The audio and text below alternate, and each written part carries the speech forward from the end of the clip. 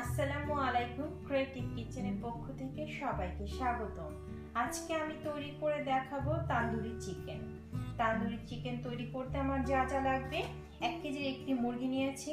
Tandoori chicken করতে সবাই সাধারণত একটা মুরগিকে 4 পিস করে, কিন্তু আমি এখানে ছোট ছোট টুকরো করেছি এই কারণে যে এতে মশলাগুলো ঢুকবে। আর নিয়েছি 1 কাপ টক দই, 1.5 টেবিল চামচ আদা, 1 টেবিল চামচ রসুনের পেস্ট এবং পরিমাণ মতন লবণ, গরম মশলা গুঁড়া, ধনে গুঁড়ো এবং জিরা গুঁড়ো নিয়েছি আমি 1 চা চামচ পরিমাণ, মরিচের গুঁড়া এবং জর্দা রং নিয়েছি আমি আধা চা চামচ পরিমাণ, ব্ল্যাক পেপার গুঁড়া নিয়েছি খুব সামান্য পরিমাণ নিব, এবং নিয়েছি লেবুর জুস। সুপারমার্কেটে যেটা কিনতে পাওয়া যায় সেটা নিয়েছি, তবে ফ্রেশ জুস দিলেও হয়েছে, আমি খুব অল্প পরিমাণ দিব। প্রথমে যে কাজটি করতে হবে, সব গুঁড়া মশলা দিয়ে দিতে হবে।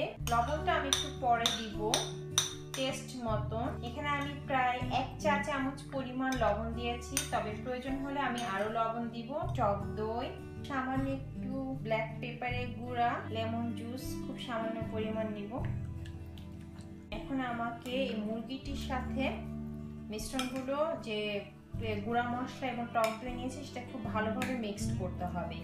এভাবে ভালোভাবে মিক্স করে আমি ফ্রিজে প্রায় 1 দিনের মতন রাখবো, ভালোভাবে ঢেকে 1 দিনের মতন রাখবো। 1 দিন পরে এটা আমি পোড়াবো। তান্দুরি চিকেন ওভেনেও করা যায়, গ্যাস বার্নারেও করা যায়। এভাবে ভালোভাবে মশলা মিক্সড করে ফ্রিজে 1 দিন রেখে দিলে মাংসের ভেতরে মশলাটা ঢোকে, এতে তান্দুরি চিকেন খেতে মজা লাগে। সব মশলা মাখিয়ে আমি বাটিতে এরকম একটি পলিথিন দিয়ে ঢেকে দিয়েছি, অন্যভাবেও ঢাকা যায়। তো আমি এটাকে ফ্রিজে প্রায় 1 দিন রাখবো। 1 দিন পর আমি এটাকে তান্দুরি চিকেন বানাবো।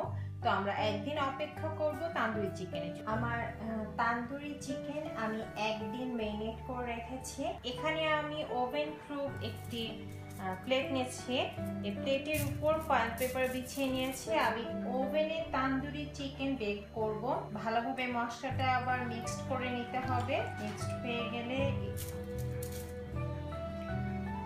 প্লেটের উপর যে ফয়েল পেপার দেওয়া হয়েছে তার উপরে মুরগিটা এভাবে করে এক পিস করে বিছিয়ে দিতে হবে। মশলাটা দিয়ে দিতে হবে।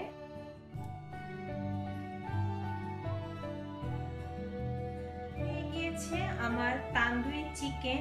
আমি ওভেনে 220 টেম্পারেচারে 1 ঘন্টা বেক করেছি। সবাই ভালো থাকবেন। আল্লাহ হাফেজ।